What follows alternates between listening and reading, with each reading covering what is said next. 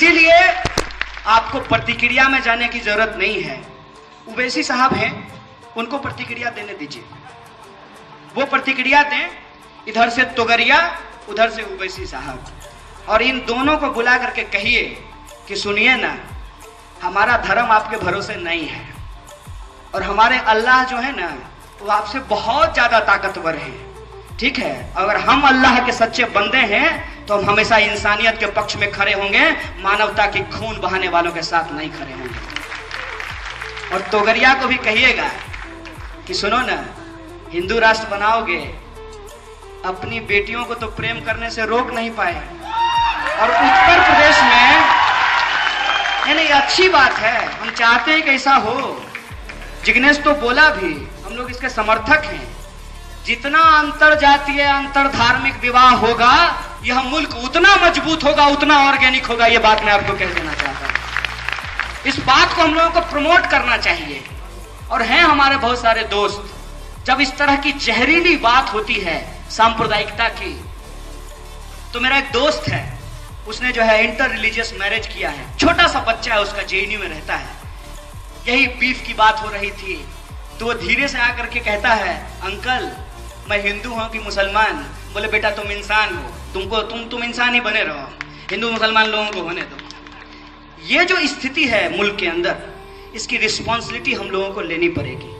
Black money चलिए वापस आ गया, मान लेते हैं। प्रधानमंत्री जी जो कहते हैं हम लोग सब मान लेते हैं। वो बोले कि सर्जिकल स्ट्राइक हुआ, आतंकवाद रुक गया, हम लोग मान लिए। और कल जो अमरनाथ में हुआ वो आतंकवादी घटना नहीं थी, मोदी जी की शांति सेना थी। मैंने ये सवाल कौन बोला था? ये बोले थे ना कि डीमोनेटाइजेशन करने के बाद पत्थरबाजी रुक जाएगी, नक्सलवादी घटना रुक जाएगी, देश में शांति छा जाएगा, ब्लैक मनी वापस आएगा और आपके खाते में 15 लाख रुपया पहुंचा दिया जाएगा। पहुंचा? मोदी जी की तरफ पूछते हैं, 15 लाख आपके खाते में आया? मोदी जी ऐसे ही पूछते हैं ना। अगली बार आप लोग कीजिएगा ऐसे ही। मोदी जी के जब लोग आए ना चुनाव प्रचार में, तो आप बगल में खड़ा होकर बोलिएगा रुक जाइए, आप बाद में भाषण दीजिएगा और पूछिएगा अच्छा दिन आया? आ गया अच्छा दिन, महंगाई कम हो गई, 15 लाख रुपए आपके खाते में पहुंच गया, 2 करोड़ रोजगार मिल गया, नौकरी मिल गई, भ्रष्टाचार कम हो गया, यही सवाल पूछिएगा। अभी गुजरात का चुनाव है तो अचानक से एजेंडा शिफ्ट कर दिए, जैसे बाबा रामदेव किए, योगा सिखाते थे, उसके बाद बोले कि देश के लिए पतंजलि का फेस वॉश लगाओ। अरे मेरा फेस अच्छा हो जाएगा तो देश का इसमें क्या भला हो जाएगा, ये हमको बताओ। कि अगर हम फेस वॉश पतंजलि का लगाएं और हम सुंदर हो जाएं तो उससे देश का भला कैसे हो जाएगा? भाई साहब, अजय देवगन और अक्षय कुमार की फिल्म देखना देशभक्ति नहीं है, वो मनोरंजन का मसला है, इंटरटेनमेंट का मसला है। लेकिन आजकल सब कुछ देश के नाम पे ही बेचा जा रहा है। टाइल्स भी देश के नाम पे बेचा जाएगा, मोटरसाइकिल भी देश के नाम पे बेचा जाएगा, फेस वॉश से लेकर के बिस्कुट से लेकर के गोनाइल से लेकर के देसी घी तक सब कुछ देश के नाम पे बिक रहा है। तो सवाल यह है, जब सब कुछ देश के ही नाम पे बिक रहा है तो देश को बिकने से कौन बचाएगा? दोस्तों, जब मैं आ रहा था यहाँ के लिए, अहमदाबाद के लिए, तो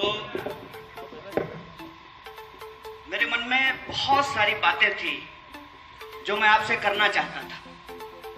और वो इसलिए कि पिछली बार जब मैं ऊना यात्रा में गया था तो वहां पे जिग्नेश ने कान में धीरे से आकर के कहा था कि कम बोलना, क्योंकि परमिशन कैंसिल हो गया है।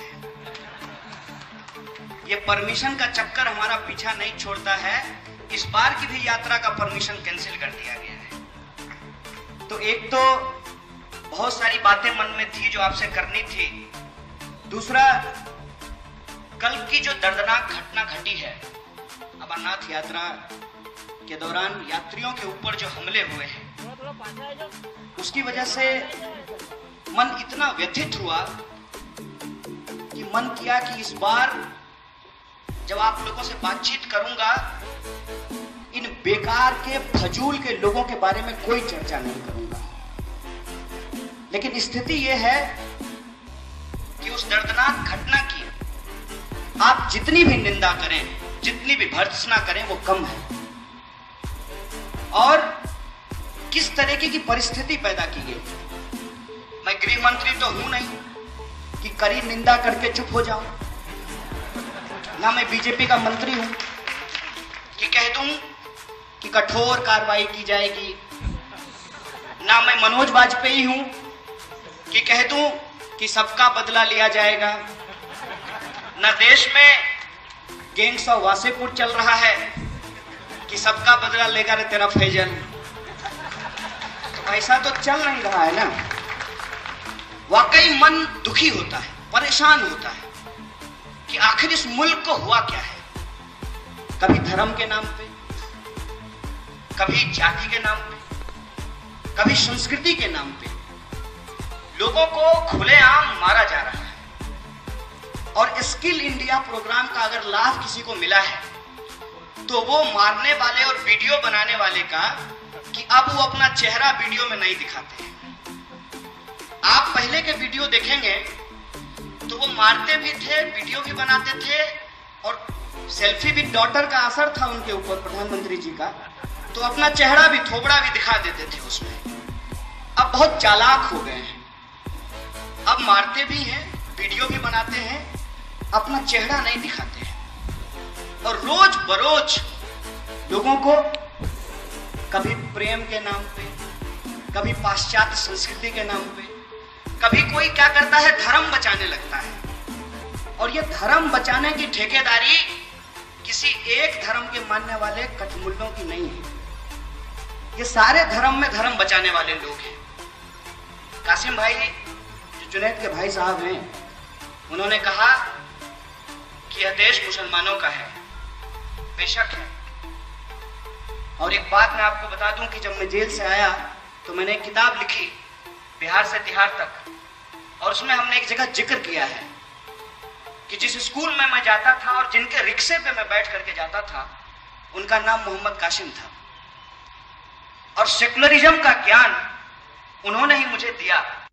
एक आदमी आया और हमको बोला कि यार तुमको क्या है, तुम्हारा तो नाम कन्हैया है, हिंदू राष्ट्र बन जाएगा तो तुम तो रही लोगे।